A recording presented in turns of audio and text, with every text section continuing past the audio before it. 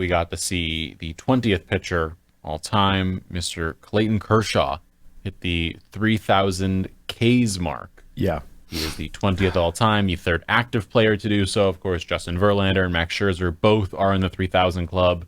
Scherzer is 11th and Verlander is 10th all time, and the two of them are still going.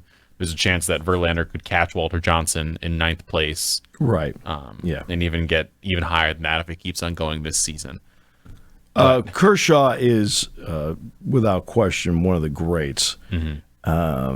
It's interesting. He has had such a mixed bag in the postseason.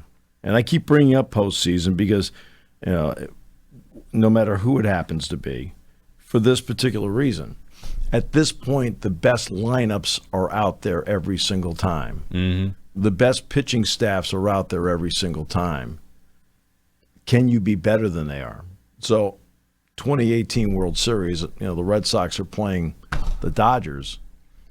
Kershaw's pitching game 2. Right? And somebody said, well, Kershaw's pitching. I said, no problem. And it was no problem. Yeah. And I believe he pitched game 5, too. And it's I think he did. And they said, well, I said, this is a do or die. I said, no problem. Why? Because it rarely has been his moment. Now, in 20,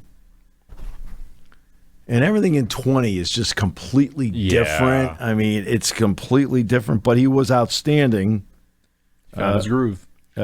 Pitching in, I think it was in Arlington, wasn't it? I believe it was. And he was outstanding there. It's almost like his postseason record is similar to that of an Alex Rodriguez. It is similar to a Barry Bonds, where Bonds only had one good postseason. Alex Rodriguez only had one good postseason. In a lot of ways, for Kershaw, that was his postseason. As a regular season pitcher, He was incredible.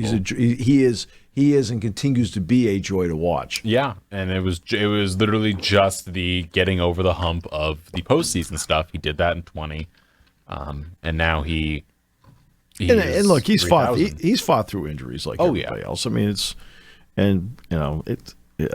I was glad to see he came back this year.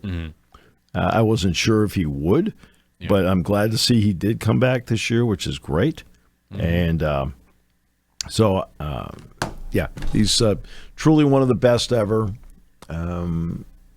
He's without question, I would say, among the top 50 starting pitchers ever. You're like, why 50? It seems like a big number. It's a huge list. But the game goes back to 1869. You know who's 52nd on the all-time Ks list? Sandy Koufax. Yeah. But Koufax only pitched to 30. I know. But that's the thing, is you go purely based on numbers. If you're taking the top 50 strikeouts, Koufax isn't the top 50 guy, and Koufax is one of the greatest ever. Yeah.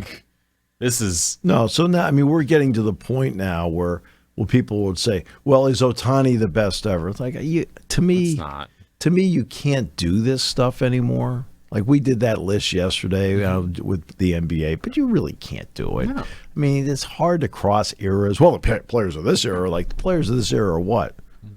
In better shape, maybe? But does that mean they're better? Not necessarily. I mean, I don't recall anybody driving to the bucket and having Bill Russell standing there going, oh, God.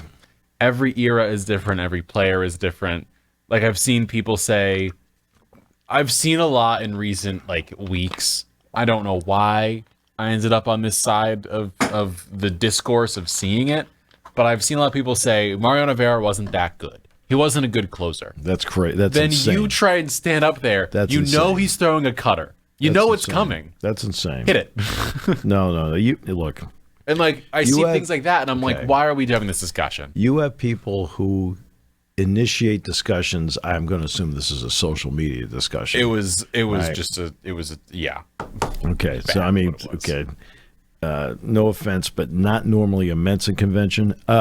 So very few people in these provocative discussions are asked to bring the potato salad to the Mensa picnic. So it's okay. They just say things to say things. And, stuff like that's ridiculous. Yes. After a while, now should he been? They talk about him being the only unanimous Hall of Famer. There's an absurdity to that. Yeah. Okay, you're telling me that he's the unanimous Hall of Famer, but Willie Mays isn't. Mm-hmm. Hank Aaron isn't. Yeah. Joe DiMaggio isn't. Babe Ruth. Babe Ruth. Well, that first group that's a little different. But Babe Ruth shouldn't have been we're going through some of the greatest players ever. They should have been unanimous. Actually, Nolan Ryan. Actually, Ty Cobb got more votes than Ruth. Ty Cobb, Honus Wagner, Nolan Ryan. But even recent players. Right. I'll never forget somebody got all bent out of shape because Dan Shaughnessy of the Boston Globe did not vote for Derek Jeter. Mm-hmm. Right. And I looked at the guy and I said, who cares? He got in. He says, well, no, he should have been. I said, hey, slow down. I said, once you get to 75%, it's gravy time. Who cares at that point? Was it Billy Wagner who got 74.8% or whatever it was? Billy Wagner, who should, he doesn't care if he gets 99 or 75%. He just wants 75. That's all he wants. Right. And that he was actually the guy I used. I said, he's looking for one more vote.